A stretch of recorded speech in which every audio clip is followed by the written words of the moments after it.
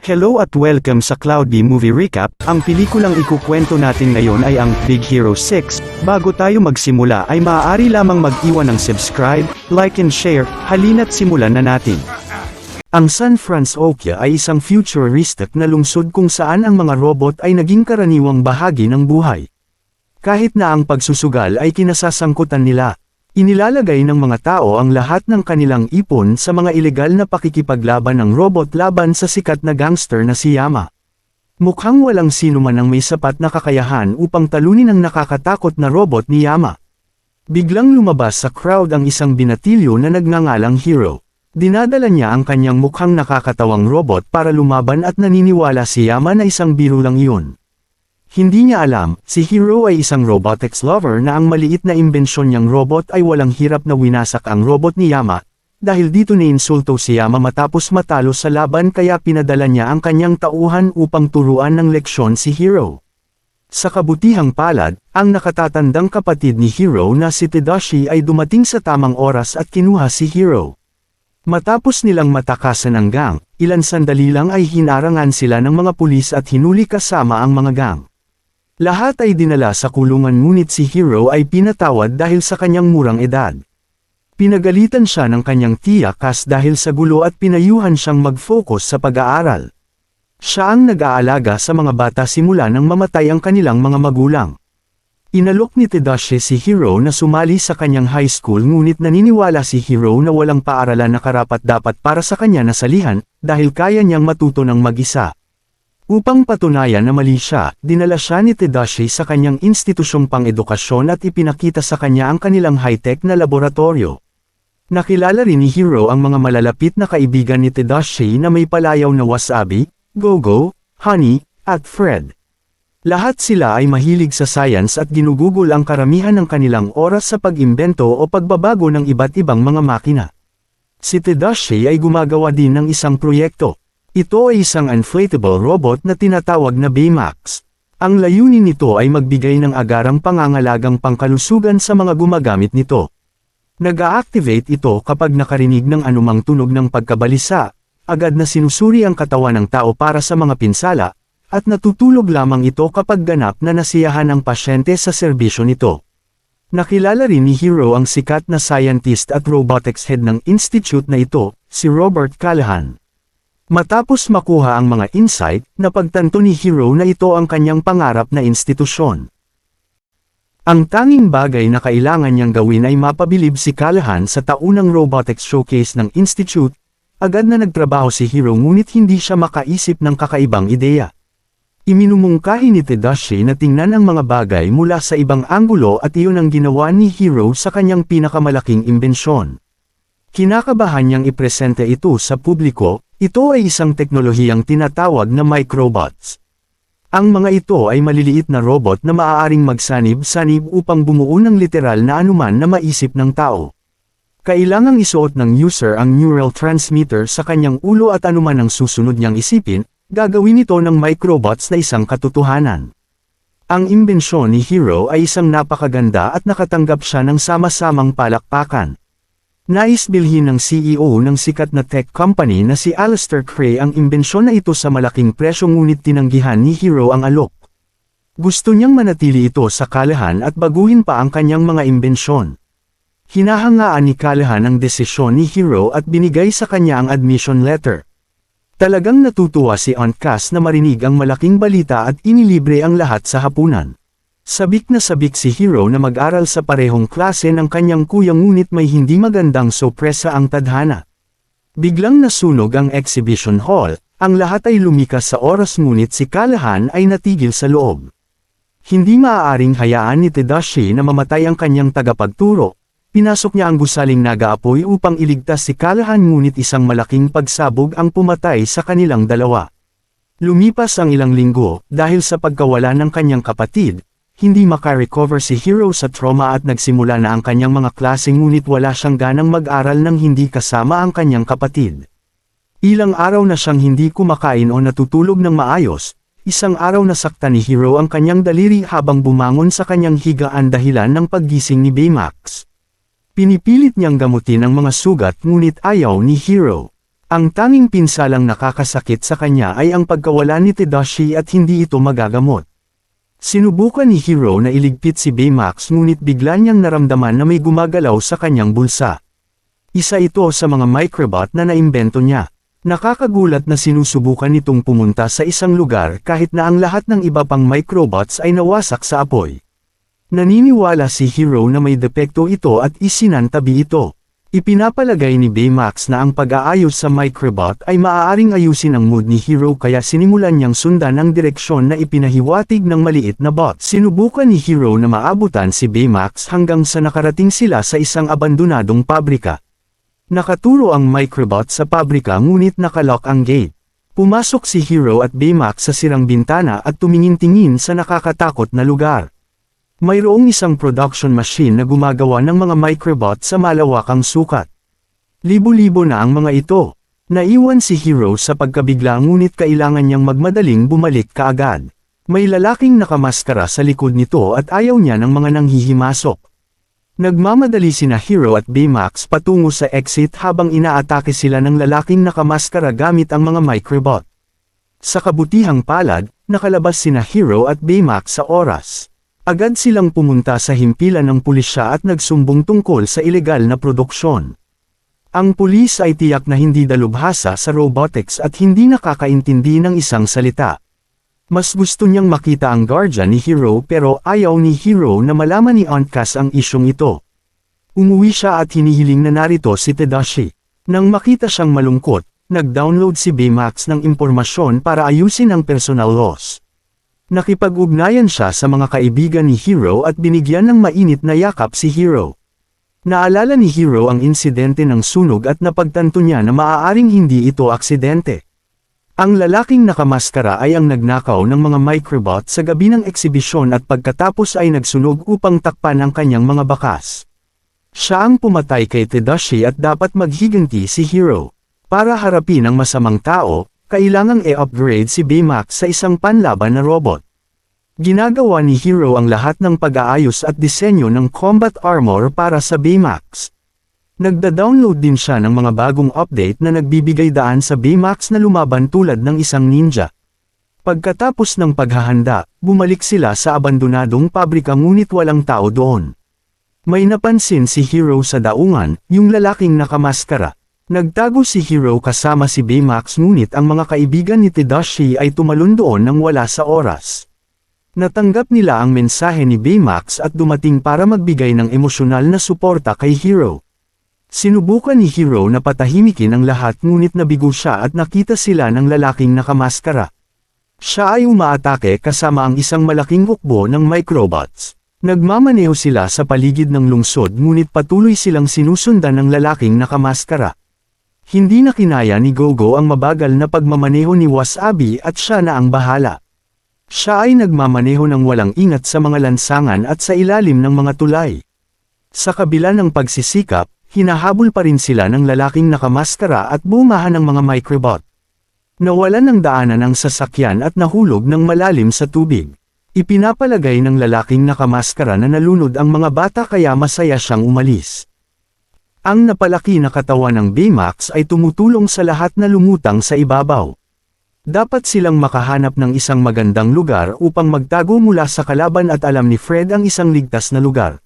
Dinadala niya ang lahat sa isang malaking mansyon. Nakapagtataka, ito talaga ay kay Fred. Dahil sa kalat niyang hitsura, inakala ng lahat na siya ay walang tirahan ngunit sa totoo lang, mayaman siya parang isang hari. Pagkatapos magpahinga ng kaunti, bumalik si Hiro sa kanyang pagsisiyasat. May nakita siyang kakaibang logo sa lalaking nakamaskara ngunit walang nakakakilala dito. Naniniwala si Fred na si Alistair ang nasa likod ng lahat ng ito dahil gusto niyang bumili ng mga microbots. Ngunit bakit ang isang high-profile na lalaki ay nais magnakaw? May ilang impormasyon din ang Baymax. Sa kanilang enkwentro, iniskan niya ang katawan ng lalaking nakamaskara at inisave ang kanyang mga medikal na detalye, ngunit imposible pa ring masubaybayan nila ang mga record ng medikal ng buong lungsod. Kaya't ang tanging paraan na natitira ay harapin ang masamang tao at agawin ang neural transmitter na nakakabit sa maskara. Nagsimulang magtrabaho si Hiro at nagdisenyo ng espesyal na baluti para sa bawat isa sa kanyang mga kaibigan. Binibigyan niya ang lahat ng espesyal na kapangyarihan para harapin ang kalaban. Ang makakakuha ng pinakamahusay na sandata ay ang Baymax. Siya ay may mga kakayahan tulad ng rocket fists at flying wings, subalit kailangan pa rin niya ng pagsasanay.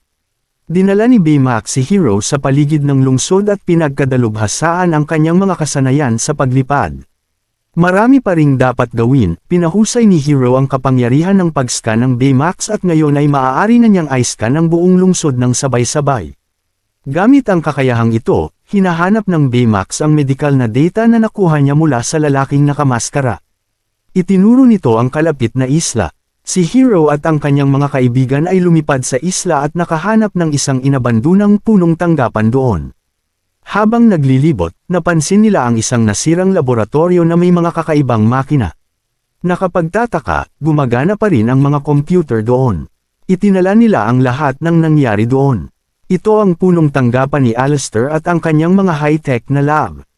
Siya ay nag-imbento ng pinakahindi kapanipaniwala na aparato, ang teleportation machine.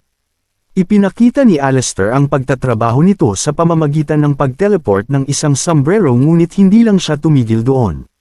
Nais niyang mag-eksperimento sa mga tao at nagpadala ng isa sa kanyang mga manggagawa na nagngangalang Abigail. Binalaan ng staff si Alistair ng ilang mga irregularidad sa makina ngunit hindi niya ito pinansin at nagpatuloy sa eksperimento. Nagsimula silang mawala ng contact kay Abigail at pagkatapos ay isa sa mga pagsabog ng teleportation tunnel. Iniutos ng gobyerno na ihinto kaagad ang eksperimento at isara ang punong tanggapan. Gayunpaman, hindi na muling nakita si Abigail. Ang lalaking nakamaskara ay si Alistair at gumagamit siya ng microbots para maibalik ang kanyang teleporting machine. Nang makuha na nila ang kanyang pangalan, lumitaw ang lalaking nakamaskara at binato sila ng malaking bato, iniligtas ng Baymax ang lahat at inalis ang malaking bato. Ang mga bata ay hindi nagplano ng anumang diskarte at nagsimulang umatake. Sinubukan ni Gogo na gambulin ang lalaki habang si Honey at Wasabi ay naghahanap ng pagkakataong umatake. Sa kasamaang palad, ang microbots ay libo-libo ang bilang at imposibleng talunin silang lahat. Sa wakas, pinangunahan ni Hero at Baymax ang malakas na atake hanggang sa matanggal nila ang maskara ng lalaki. Ngunit ang pinakamalaking sorpresa ay ang lalaking nasa likod ng maskara ay hindi si Alistair. Ito ay si Professor Callahan. Ang pagsabog sa eksibisyon ay aksidenteng nangyari ngunit ginamit ni Callahan ang mga microbots upang iligtas ang kanyang sarili. Gayunpaman, hindi siya nag-abala na iligtas si Tadashi na pumunta lamang doon upang iligtas ang kanyang propesor, dahil dito galit na galit si Hero nang mapagtanto na isinakripisyo ng kanyang kapatid ang kanyang buhay para sa wala. Sa galit, kinuha ni Hero ang healthcare chip ni Baymax at inutusan siyang patayin si Callahan. Namumula ang mga mata ni Baymax at sinunod niya ang utos. Sinisikap ng ibang mga bata na pigilan siya at payuhan si Hero na bumalik sa kanyang katinuan. Malapit nang mapatay si Callahan ngunit ibinalik ni Honey ang healthcare chip sa tamang oras. Kinuha ni Callahan ang maskara at agad na tumakas ngunit hindi pa rin sumusuko si Hero. Lumipad siya pabalik sa kanyang mga lab kasama ang Baymax at inayos ang pag-scan ng paningin nito. Pagkatapos ay sinubukan niyang kunin ang healthcare chip para mapatay niya si Callahan at maipagiganti ang pagkamatay ng kanyang kapatid. Hindi siya pinapayagan ni Baymax na gawin iyon at ipinakita sa kanya ang lahat ng footage na naitala ni Tadashi sa paggawa ng Baymax. Kinailangan siya ng hindi mabilang na mga pagsubok upang sa wakas ay maperpekto ang paggawa ng Baymax. Tila talagang masaya si Tadashi at gustong ipakita ang imbensyon sa kanyang nakababatang kapatid. Naniniwala siyang kailangan ng mundo ang Baymax at makakatulong ito sa maraming tao. Sa wakas ay napagtanto ni Hero na hindi kailanman gusto ni Tadashi ang karahasan at pagpatay. Talagang nararapat na parusahan si Callahan ngunit dapat siyang ibigay sa mga awtoridad. Humingi ng paumanhin si Hero sa lahat at balak nilang hulihin si Callahan. Mula sa raw footage, natuklasan nila na si Abigail ay anak ni Callahan. Namatay siya dahil sa kawalang ingat ni Alistair at gusto ng kanyang ama ng paghihiganti. Ang susunod na araw ay isang engranding seremonya sa punong tanggapan ni Alistair. Dumating doon si Callahan bilang isang hindi inanyayahang bisita at sinunggaban si Alistair. Dinala din niya ang teleportation tunnel na sumisipsip sa gusali ng pira-piraso. Si Abigail ang lahat para kay Callahan at nawala siya sa kanya, at ngayon gusto niyang mawala ang lahat kay Alistair. Dumating doon si Hero at ang kanyang mga kaibigan at sinubukang kumbansihin si Callahan na talikuran ang karahasan. Sa kasamaang palad, wala siya sa estado para sumuko at atakihin ang koponan ni Hero. Nagsisimulang matalo ang lahat sa microbots habang si Hero ay pinipigilan ang sarili na masipsap sa loob ng tono. Bigla niyang naalala ang payo ni Tadashi na tumingin sa mga bagay mula sa ibang anggulo. Ipinapadala niya ang magagandang salita sa kanyang koponan at lahat sila ay nagsimulang mag-isip. Ibinalik ni Baymax si Hero sa lupa at ibinigay niya ang bagong plano. Hindi na nila pipilitin ang maskara ngunit sa halip, wawasakin nila ang mga microbot. Gumagana ang plano at naiwan si Callahan na may ilan lamang sa kanyang mga microbot. Hindi siya makakalaban sa kanila at madali siyang matatalo ni Hero. Ang kalaban ay natalo ngunit ang teleportation tunnel ay dapat isara. Habang sinusubukan ng iba na makaisip ng solusyon, naramdaman ni Baymax ang isang anyo ng buhay mula sa lagusan. Ito ay isang babae sa hypersleep at sa palagay nila ay si Abigail iyon. Hindi siya maaaring hayaan ni Hero na mamatay at tumalon sa lagusan upang iligtas ang babae. Natagpuan niya si Abigail sa loob ng isang pod at hinawakan niya ito palabas. Ilang milya lang ang layo nila nang tamaan sila ng malaking bato na ikinasira ng baluti at sandata ni Baymax. Maaari pa rin niyang ipadala ng ligtas sina Hero at Abigail gamit ang kanyang rocket arm. Ang mabait na robot ay humiling kay Hero na sabihin na siya ay nasiyahan sa pangangalaga upang ang Baymax ay maaaring ma-shutdown. Ang malambot na robot na ito ay ang pinakamalaki at pinakamamahal na imbensyon ni Tadashi. Si Hero ay hindi maaaring dalhin ang kanyang sarili upang iwanan ito ngunit walang pagpipilian, lumabas siya kasama si Abigail habang naiwan si Baymax. Ligtas ang lahat at nasa likod ng rehas si Callahan. Si Hero at ang pagkakakilanlan ng kanyang koponan ay pinananatiling lihim at sila ay usap-usapan na sila ay mga superhero. Pagkaraan ng ilang araw, sumali si Hero sa Robotics Institute at nag-set up ng kanyang bagong kwarto. Dinala rin niya ang rocket arm ni Baymax. Biglang napagtanto ni Hero na may kung ano sa loob ng kamay nito.